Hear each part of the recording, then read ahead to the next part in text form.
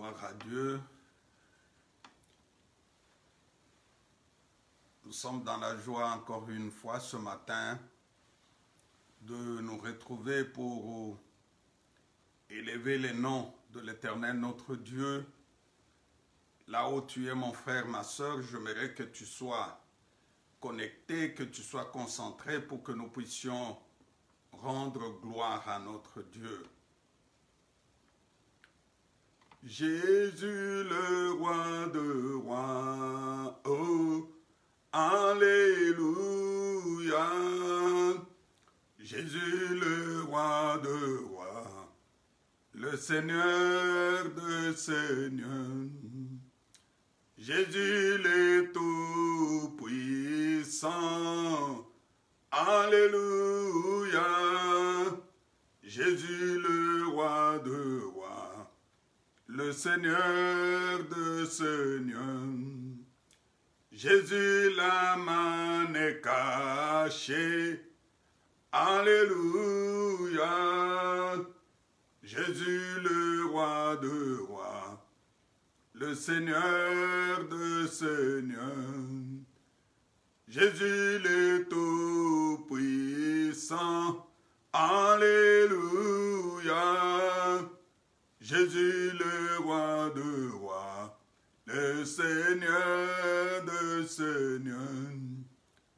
Pourquoi ne pas t'élever, Jésus? Alléluia. Jésus le roi de rois, le Seigneur de seigneurs. Pourquoi ne pas t'exalter, Jésus? Alléluia.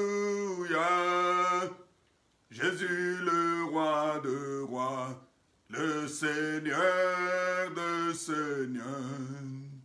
Mon Dieu est bon, mon Dieu est bon, mon Dieu est bon, mon Dieu est bon, mon Dieu est grand, mon Dieu est grand, il est grand pour moi.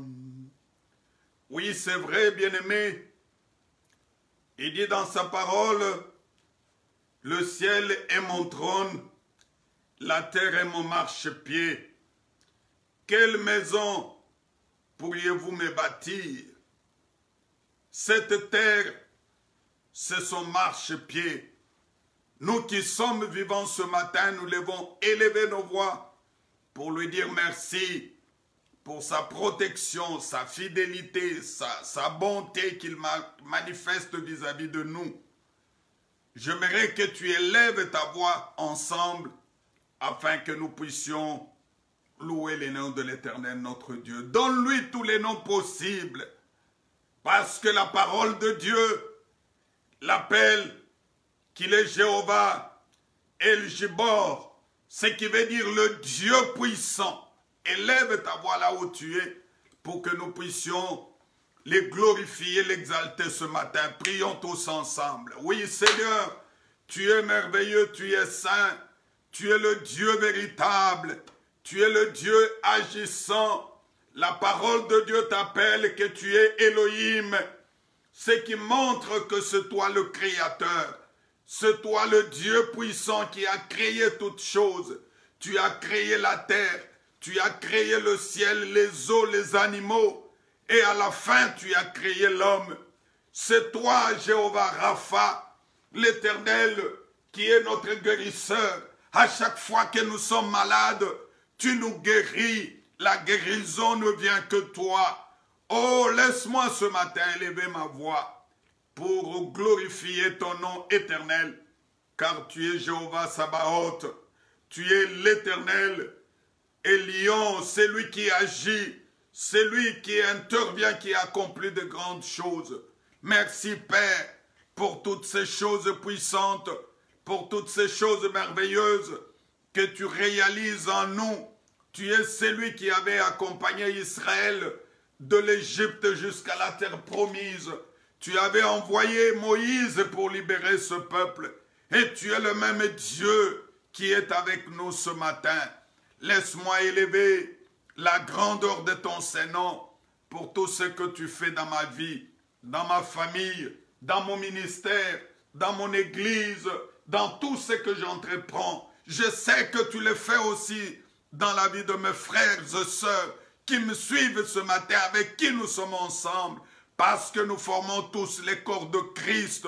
Que ça soit mon frère, ma sœur, qui est dans n'importe quel coin, le coin le plus reculé, la grâce de Dieu est là ce matin. Merci Père, merci le roi des rois, merci le Créateur. Sois élevé, sois exalté, sois béni éternel. Au nom de Jésus-Christ, nous allons recommander la prière dans le nom du Seigneur. Demander sa présence. Il dit, là où 2 ou 3 se réunissent à mon nom, je suis au milieu d'eux. Nous sommes plus de 2, plus de 3 ce matin. Je vois mes frères qui sont au Canada, en Australie, en Inde, en Chine, ceux qui sont en Allemagne, aux États-Unis et partout. Je sais que nous formons les corps de Christ. Recommandons-nous dans le nom du Seigneur. Demandons sa présence ce matin. Que la grâce de Dieu nous accompagne. Que le Saint-Esprit de Dieu agisse ce matin dans ce culte. Prions. Oui, Seigneur, nous te recommandons ce culte. Nous voulons expérimenter ta présence en ce lieu. Nous voulons que toi, l'Éternel, notre Dieu, tu agisses. Nous voulons que toi, l'Éternel, notre Dieu, tu opères. Descends ces lieux éternels, car ton nom est saint éternel. Oh, nous voulons vivre ta présence. Nous voulons vivre ta grandeur éternelle. Nous voulons, éternel Jésus, que nous, qui sommes approchés vers toi, avec les esprits humiliés, nous voulons, éternel Jésus, ce matin, que toi, l'Éternel, tu te manifestes, tu te glorifies à nous. Assiste mon frère, assiste ma soeur, pour que nous soyons tous unis, conduits par le même esprit, du début jusqu'à la fin, au nom de Jésus-Christ. Oui, mon frère, ma soeur, je voudrais ce matin que tu rentres d'abord dans ton cœur, que tu rentres du fond de ton cœur, que tu regardes comment tu t'es approché. Parce que la parole de Dieu dit que celui qui a le main innocent et le cœur pur, que celui qui ne livre pas son âme au mensonge et qui ne jure pas de tromper, c'est celui-là qui peut s'approcher devant la face de Dieu. Qu'as-tu fait, mon frère, ma soeur? N'as-tu pas péché? Est-ce que tu ne marches pas dans le péché, dans l'impureté? Le Seigneur veut ce matin que tu confesses, que tu t'approches de lui. Parce que Dieu n'écoute pas la prière de celui qui marche dans le péché. La parole de Dieu déclare que celui qui cache ses transgressions ne prospère pas. Mais celui qui les avoue et les délaisse obtient miséricorde. Oui, ce matin, nous n'avons plus besoin de cacher nos péchés. Nous voulons que le Seigneur ait pitié de nous. Il y a de péchés que nous avons commis inconsciemment. Il y a de péchés que nous avons hérités. Mais je voudrais ce matin que toi et moi, nous puissions demander pardon à Dieu. Que le Seigneur nous pardonne sincèrement, efficacement. Prions ensemble et demandons pardon à Dieu.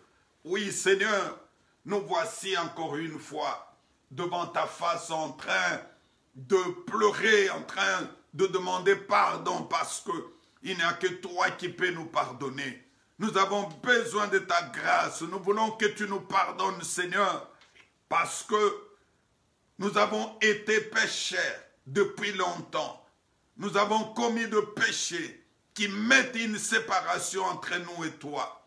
Et lorsque nous vivons dans le péché, il est difficile d'être exaucé par Dieu. Pardonne-nous ce matin. Nous reconnaissons être deux adultères, deux voleurs, des sorciers, deux menteurs. Nous marchons selon les désirs de la chair. Ô Éternel, ce matin, nous avons besoin de ta présence. Nous voulons que tu nous pardonnes. Prie, mon frère, demande pardon. Ma sœur, que personne ne te trompe, que tu as fait autant de péchés qui ne peuvent pas être pardonnés, c'est faux. Que personne ne te trompe, que ce que tu as fait, et tu es allé au-delà. Non, il y en a ceux qui ont fait plus que toi. Et ce que Dieu aime, c'est la reconnaissance du péché. Lorsque tu reconnais le péché et que tu prends la décision d'abandonner, tu te décides, tu dis je mets fin à l'hypocrisie. J'ai marché longtemps, des années dans l'hypocrisie. Ce matin, je me décide d'abandonner. Je ne veux plus être hypocrite. Je ne veux plus continuer avec cette vie. Je ne veux plus me comporter de cette manière-là. Le Seigneur va te pardonner. Peux-tu reconnaître ton péché, mon frère, ma sœur? Même si tu as escroqué, même si tu as autant de copines, mais si aujourd'hui tu te décides, même si tu vis dans l'homosexualité, tu es lesbienne, Jésus est venu pour te libérer. Jésus est venu non pas que tu continues avec cette vie d'homosexualité. Même si tu es dans la masturbation, Jésus est venu ce matin pour te libérer de la masturbation. Oh, bien-aimé, quelle est ta position devant le Seigneur? Quelle est ta position devant le Seigneur? Il a besoin de toi. Il veut que nos vies changent, que nos vies soient transformées, que nos vies deviennent une nouvelle vie en Jésus-Christ. Que la grâce de Dieu se manifeste à nous. Oh, gloire te soit rendue, Père, au nom de notre Seigneur Jésus-Christ. Au nom de Jésus-Christ. Nous allons invoquer le sang de Jésus. Écoute ce que la parole de Dieu dit. J'aime beaucoup ces écrits dans le livre de... Lisons le livre des Colossiens, à partir de verset 11. La parole, Colossiens chapitre 2, à partir de verset 11. La parole de Dieu dit ceci. C'est en lui que vous avez été circoncis, d'une circoncision que la main n'a pas faite, mais de la circoncision de Christ, qui consiste dans le dépouillement du corps de la chair. Ayant été ensevelis avec lui par le baptême, vous êtes aussi ressuscités en lui et avec lui par la foi, à la puissance de Dieu qui l'a ressuscité des morts. Verset 13. Vous qui étiez morts par vos offenses et par l'incirconcision de votre chair, il vous a rendu à la vie avec lui en nous faisant grâce pour toutes nos offenses. Oh mon frère, nous étions morts par nos offenses et lui, lui nous a rendus à la vie. Grâce à quoi? Grâce à sa mort et à sa résurrection. Son sang coulé. Et le verset 14, il dit qu'il a effacé l'acte dont les ordonnances nous condamnaient et qui subsistait contre nous. Il a détruit en les clouant à la croix. Il a effacé avec quoi? Avec son sang. Le sang de Jésus enlève tout acte de condamnation. Tu étais condamné à quoi?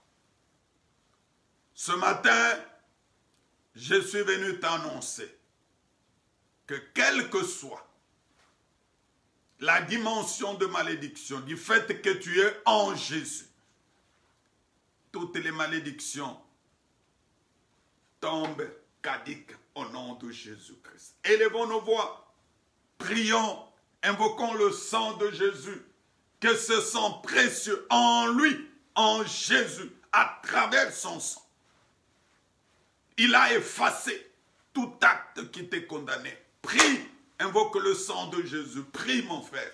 Oui, Père, ce matin, nous invoquons le sang de notre Seigneur Jésus-Christ. Ce sang précieux, ce sang glorieux qui a coulé à cause de nos péchés. Nous voulons que le sang de Jésus nous libère. Nous voulons que le sang de Jésus accomplisse de grandes choses. Nous voulons que le sang de Jésus accomplisse des choses extraordinaires. Oh Père, tu t'es fait sacrifice. Tu t'es fait agneau de Dieu. Tu as accepté que ton sang nous libère. J'invoque le sang de Jésus ce matin, qu'il accomplisse la grande mission de la rémission, de la rédemption, que ce sang réalise de grandes choses, comme nous venons de le lire. Qu'en lui, nous avons été circoncis, d'une circoncision que la main n'a pas faite, une circoncision que la main n'a pas faite. Tu t'es fait toi-même, ô sacrifice éternel Jésus. Tu nous as dépouillé, tu m'as dépouillé éternel Jésus de ce corps et de ce corps qui était le corps du péché pour me revêtir un corps céleste éternel. Oh, gloire à notre Dieu, que le sang de Jésus accomplisse la grande mission. Ce matin, prie, prie bien-aimé, invoque le sang de Jésus là où tu es, que ce sang accomplisse la grande mission, que le sang de Jésus te libère, parce qu'il n'y a que ce sang qui peut réaliser de grandes choses dans ta vie ce matin. Au nom de Jésus-Christ, gloire à Dieu. Est-ce que tu peux acclamer Dieu là où tu es, mon frère? J'aimerais que tu sois debout, que tu commences à bouger comme moi, parce que quelqu'un qui a reçu, la rémission de ce péché doit se sentir libre. Oh, gloire au Seigneur. Seigneur, merci parce que tu ne l'as pas fait seulement dans ma vie, tu l'as fait dans la vie de mon frère, dans la vie de ma soeur. Toi qui es avec nous, toi qui nous suis, crois seulement en cette parole. Tu vivras la grandeur et tu vivras la gloire de notre Dieu. Oh, gloire au Seigneur. Nous allons demander la plénitude du Saint-Esprit. Que le Saint-Esprit, ce matin, accomplisse la grande mission. Que tu sois revêtu. Que tu sois revêtu pour vivre la grandeur, pour vivre la gloire de notre Dieu. Parce que Dieu est merveilleux, puissant. Élève ta voix.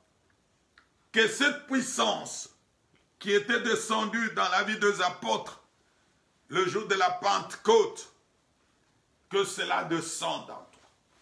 Oh, que la puissance du Saint-Esprit qui était descendu dans la maison de Corneille lorsque Pierre y est arrivé, la parole déclare que même les païens qui étaient venus ce jour-là, ils ont été tous baptisés du Saint-Esprit. Ce matin, que tu sois baptisé, que tu sois rempli, que tu reçoives le baptême du Saint-Esprit, afin que tu vives la gloire de Dieu. Prie, demande la plénitude du Saint-Esprit dans ta vie. Oh Seigneur, je voudrais que le Saint-Esprit de Dieu descende dans ma vie. Je voudrais être revêtu de la puissance du Saint-Esprit. Oh, de son Seigneur, accomplis la grande mission dans la vie de ton serviteur. Sans toi, rien ne peut se faire. Sans toi, rien ne peut se réaliser. Sans toi, je ne peux pas vivre la grandeur, la gloire de Dieu. Oh, Père, viens te manifester en ces moments. Viens te manifester le roi de rois. Viens te manifester le Christ Jésus. Nous avons besoin de la plénitude du Saint-Esprit. Nous voulons être revêtus de la puissance du Saint-Esprit.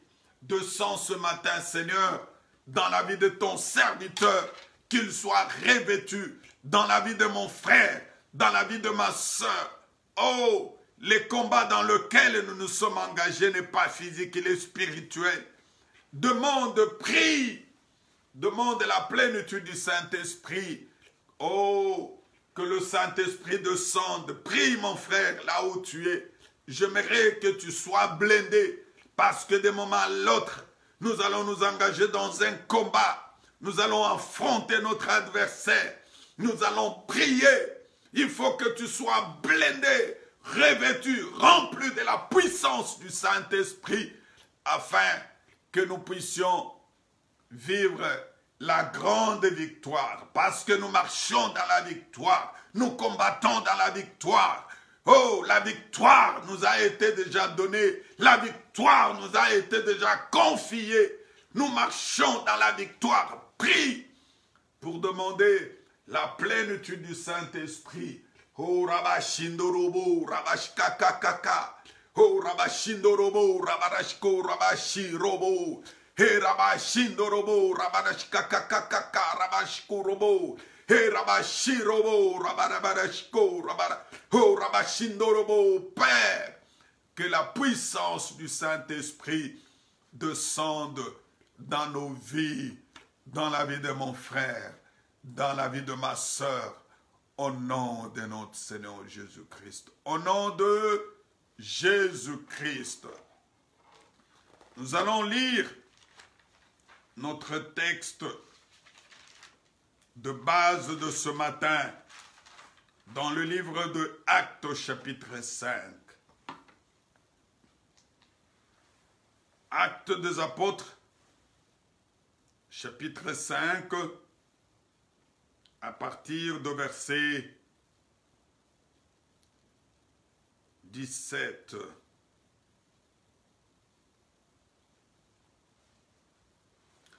Écoute ce que la parole de Dieu dit. Cependant, le souverain sacrificateur et tous ceux qui étaient avec lui, savoir le parti de Sadducéens, se levèrent, remplis de jalousie, mirent la main sur les apôtres et les jetèrent dans la prison publique. Mais un ange du Seigneur, ayant ouvert pendant la nuit les portes de la prison, il les fit sortir et leur dit, allez, tenez-vous dans le temple et annoncez au peuple tout de la prison à la délivrance. Ici, on nous parle l'histoire des apôtres, l'histoire des apôtres qui ont été arrêtés. Ils ont été arrêtés du fait qu'ils annonçaient Jésus-Christ. La parole de Dieu dit qu'une partie des Sadducéens, ils étaient remplis de jalousie. Oh mon frère, remplis de jalousie. Ils n'étaient pas contents du fait que les apôtres proclamaient la parole de Dieu. C'est comme toi là où tu es. J'aimerais que tu comprennes qu'il y a des gens jaloux de toi, qui ne sont pas contents du fait que tu aies accepté Jésus. Ils ne sont pas contents de voir la main de Dieu dans ta vie, jaloux. Ils vont chercher à te faire du mal. Ils ont arrêté les apôtres et les ont jetés dans la prison. La Bible dit, pendant la nuit, un ange du Seigneur est descendu sur eux. L'ange est venu ouvrir les portes. Oh, ce matin, je t'annonce que le mystère des anges continue. Il faut que l'ange de l'Éternel descende aussi dans ta vie pour ouvrir les portes de la prison, pour que le Seigneur te fasse sortir de la prison, là où on t'a mis, afin que tu vives la gloire de Dieu. L'ange est venu pendant la nuit pour le faire sortir de la prison. frères disant, allez, tenez-vous dans le temple, annoncez la parole de Dieu. Les apôtres n'avaient rien fait. Les apôtres n'avaient pas commis le péché. Ils n'ont pas insulté ni quoi que ce soit. Ce n'était seulement le fait de la jalousie. Parce qu'ils proclamaient Jésus. Ce matin, qu'est-ce qui est à la base de ta prison? Peut-être que tu es dans une prison pour avoir commis un péché quelconque. Tu es dans une prison que tu as hérité de tes parents, des arrière-grands-parents. Il y a eu des parents qui ont posé des actes qui ont amené la prison de génération en génération. Mais en Jésus, je t'annonce que cette prison prend fin ce matin au nom de Jésus. La prière, la première prière que tu vas faire, tu vas dire au Seigneur, révèle-moi dans quelle prison on m'a placé. Je voudrais, si tu ne sais pas comprendre qu'on t'a placé dans une prison, c'est difficile de te libérer. On peut te placer dans la prison de l'impudicité. Quand tu n'as pas commis l'impudicité, tu n'es pas libre. Dans la prison de l'ivrognerie, tu trouves quelqu'un de le matin, il commence à prendre de la boisson. Tant qu'il n'a pas pris, il n'est pas calme. C'est une prison. Est-ce qu'on ne t'a pas pris? On ne t'a pas mis dans la prison du drogue. Tu ne fais que te droguer du matin au soir. On ne t'a pas mis dans la prison de l'homosexualité. Non, quand Dieu a créé, il avait compris que cet acte sexuel doit se faire entre l'homme et la femme. Mais aujourd'hui, on t'a mis dans une prison où tu comprends que l'acte sexuel doit se faire entre l'homme et l'homme. Non, on t'a mis dans une prison où tu comprends que l'acte sexuel doit se faire entre la femme et la femme. Non, c'est une prison. Il faut refuser. On t'a mis dans quelle prison? De la stérilité, de la pauvreté, du célibat, de l'envoûtement, de la sorcellerie. Non, mon frère, ce matin, tu vas prier. Tu vas dire, Seigneur, révèle-moi. Révèle ma prison, que je comprenne qu'on m'a placé dans quelle prison. Et lorsque le Seigneur va te révéler, il y a des choses que tu trouves normales dans ta vie qui ne sont pas normales. Quand quelqu'un est pratiquement, les yeux sont bandés, quand la personne est envoûtée, elle ne sait pas comprendre la réalité des choses. Prie ce matin pour que le Seigneur te révèle ta prison. Prions. Oh Seigneur, ce matin, je voudrais que tu puisses te manifester dans ma vie, que tu te manifestes dans la vie de mon frère, dans la vie de ma soeur, afin qu'ils comprennent qu'on l'a placé